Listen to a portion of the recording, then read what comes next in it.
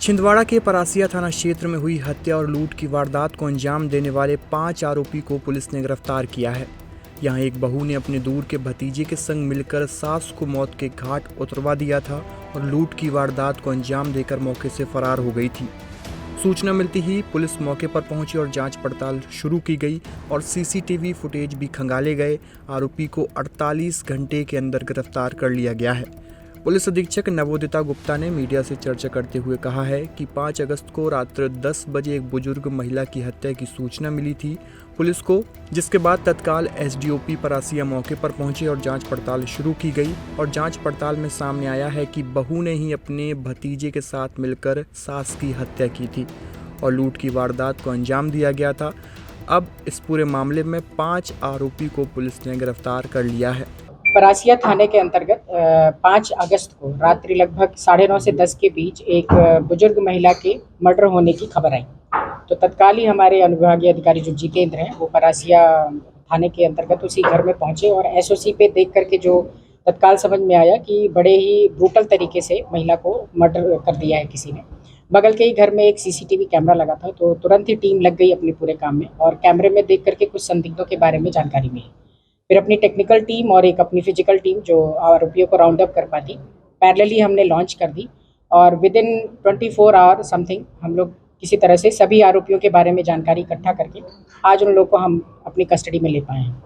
इनमें जो मृतिका है उनकी अपनी बहू है, जो उनका बड़ा बेटा है वो एक्चुअली सौतेला बेटा है, पहली शादी से है अपने हस्बैंड की, उसका इसमें रोल आया है।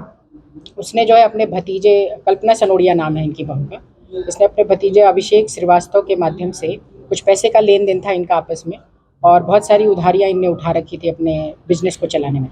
तो उस पैसे को पटाने में ये महिला क्योंकि अभी WCL से रिटायर हुई थी तो बहुत सारे पैसे इनके पास होंगे, इस अंदेशा में इन्होंने अपने भतीजे को बार बार उकसा के, और बाकी ये जो इनका भतीजा अभिषेक श्रीवास्तव इसके और पुराने दोस्त थे जिनका कुछ क्रिमिनल रिकॉर्ड भी है, तो उन्होंने जो है एक ऐसी योजना बनाई कि एनी हाउ हमें पैसे लेने हैं। वो लूट कार्य करते हुए महिला का मंगलसूत्र और कान के टॉप्स और हाथ के सोने के कड़े, ये सभी चीज़ें ले करके और चाकू से वार किया उनके गर्दन पे और महिला वहीं मृत अवस्था में पड़ी हुई थी। 5 आरोपी हैं, इसमें एक कल्पना और उनका भतीजा जो अभिषेक श्रीवास्तव, इसके अलावा है रहीम उर्फ बेटी और एक है नियाद और एक है भूरा।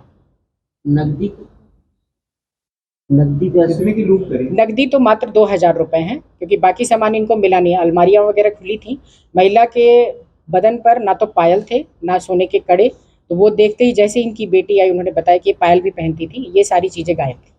तो मैडम आरोपियों ने पूछताछ में बताया वो कितने की लूट का इरादा था इनका? इनको पूरा अंदेशा था कि कम से कम 15-16 लाख आराम से मिलेंगे। इनकी बहू ने भी यही बताया था और इसकी लगभग उधारियां देनदारियां इतनी हैं कि इन्होंने यही सोच के कहा कि अब तो पैसे चाहिए।